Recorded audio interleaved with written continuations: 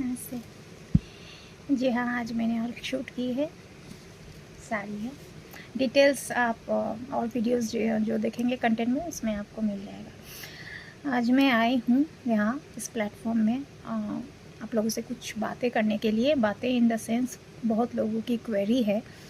Many people are asking me through the AI support that how I manage, am I a influencer or a content creator or a blogger or what. Pardon me of the grammatical mistakes.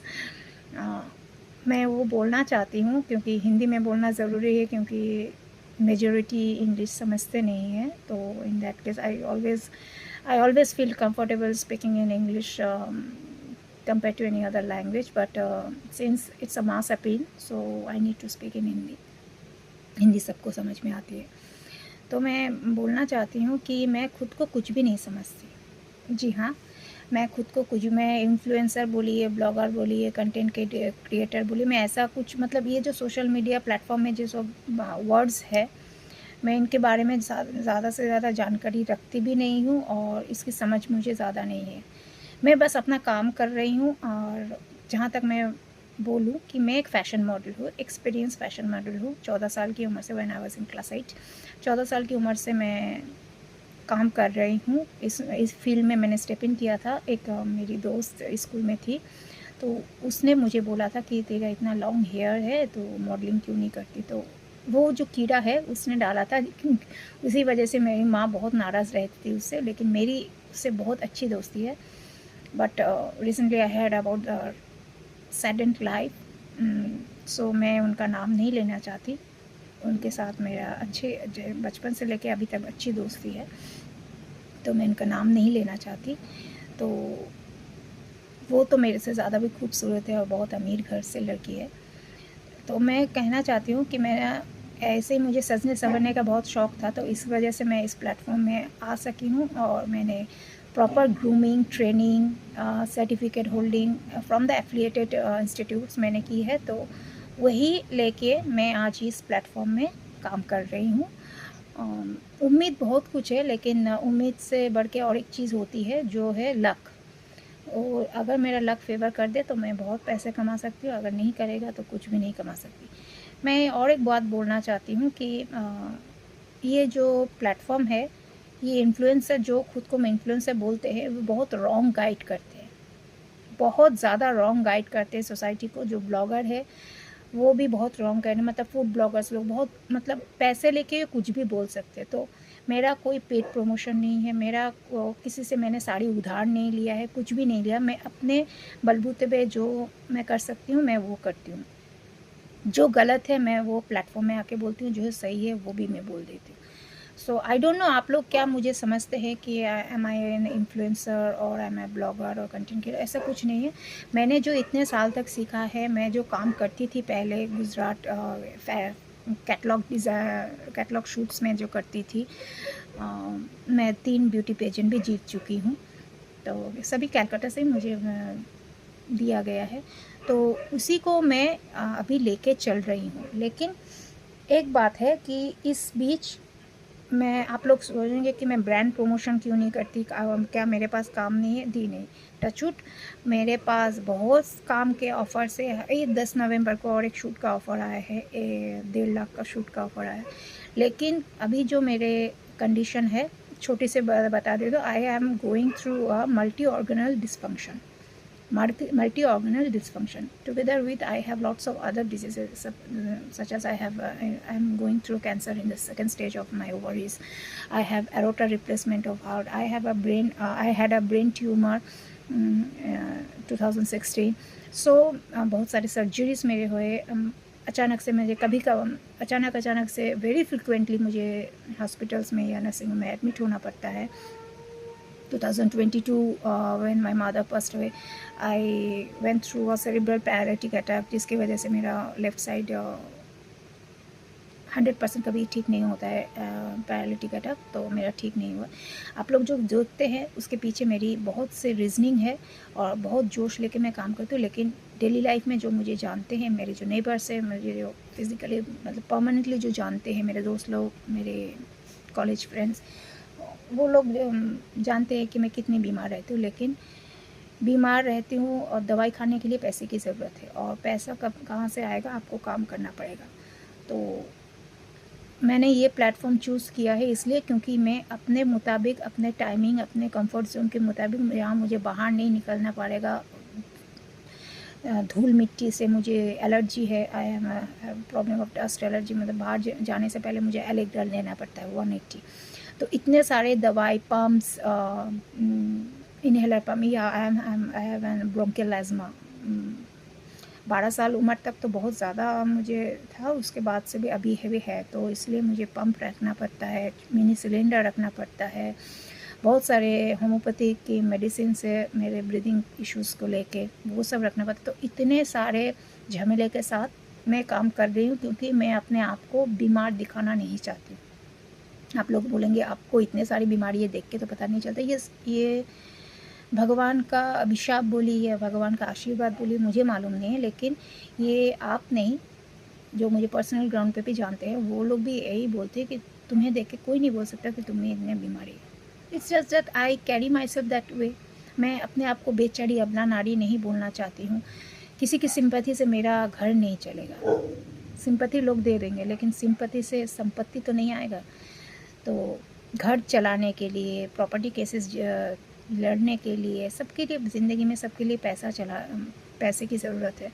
और मुझे ज़्यादा नहीं, monthly जो मेरे expenses है, मेरी medicine, मेरे खान पान की और बच्चों के जो मैंने लाइबिलिटीज़ लिए, उतना भी अगर मिल जाए तो काफ़ी है, क्योंकि अकेली ज़िंदगी चाहत ज़्यादा नहीं है। अभी ज़िंदगी की जिस पड़ाव पे मैं आ चुकी हूँ, 44 साल की उम्र हो चुकी है इस महीने, जिस पड़ाव में आ चुकी हूँ, तो ज़िंदगी से उम्मीदें बहुत कम है। हाँ, एक टाइम पे उम्मीद बहुत ज़्यादा थी, लेकिन एक एक करके सब घर मेरे ज़िंदगी से जब कट ऑफ होते जा रहे हैं, मतलब परमानेंटली जो डिमाइस हो जा रहे हैं, उसके चलते मेरी ज़िंदगी से उम्मीदें बहुत बहुत कम है।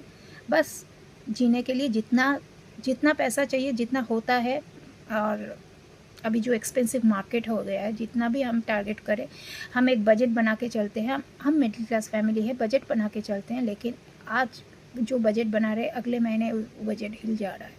तो उसी तरह से मैं काम करना चाहती हूँ।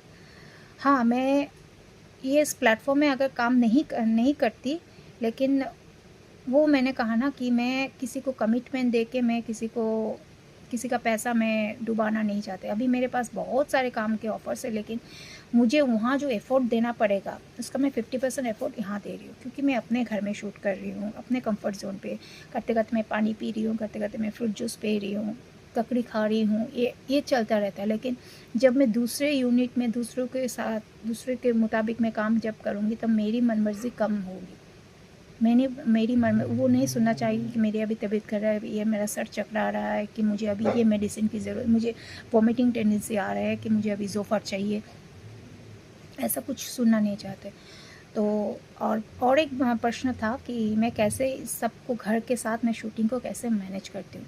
तो मैं बताना चाहती हूँ कि मैं हफ्ते में दो शूट्स करती हूँ। मैं हफ्ते में 2 शूट्स करती हूँ एज़ यूजुअल। मेरे जो फ़ोटोग्राफ़र भाई साहब है, वो रहते हैं, उनका 2 घर है। एक उनके भाई ने ज़ब्त कर लिया है, तो वो और एक जगह में रहते हैं, उनका वहाँ भी प्रॉपर्टी है, और कभी-कभार मेरे यहाँ भी आ जाते हैं। तो उनका जो थ्योरी है, वो कहते हैं कि वीकडेज़ में मैं अवेलेबल नहीं रहूँगा, मेरा काम है, और आफ्टरनून टाइम पे तो मेरा एकदम ही नहीं होगा। तो you fix Saturday Sunday as your shooting date. कभी कभार होता नहीं, अगर वो सैटरडे को बिज़ी हो जाते हैं, तो वो बोलते हैं कि ठीक है, हम मंडे को शूट करेंगे। तो इस हिसाब से हम कैलकुलेटिव करके शूट करते हैं। और रहा सवाल घर का, तो घर में बच्चा कौन है, बच्चे, उन लोग को बिस्कुट दे देती हूँ, उन लोग को फ़िश हो जाता है, वो लोग चुपचाप रहते हैं। उन लोग का एक ही कहना है, तुम जो भी करो माँ, घर में करो, हमारे सामने करो, हम संतुष्ट हैं। बैकग्राउंड स्कोरिंग हो रहा है, क्यों अभी शाम के टाइम में बिस्कुट अभी तक मिला नहीं, तो यही उनकी ज़िद है। तो मैं ऐसे ही मैनेज करती हूँ। मैं ये नहीं कि हफ्ते में 7 दिन मैं काम करूँगी, मुझसे वो होता नहीं। और एडिटिंग की बात करूँ, तो एडिटिंग मिक्सिंग जितना भी मैं करती हूँ, मैं ज़्यादा एडिटिंग, ज़्यादा मिक्सिंग मैं करती नहीं हूँ, क्योंकि आप लोग ही कहते हैं कि मुझे एकदम नेक्स्ट टू रियल मुझे देखना आप लोग पसंद करते हैं। तो viewers choice is the first choice.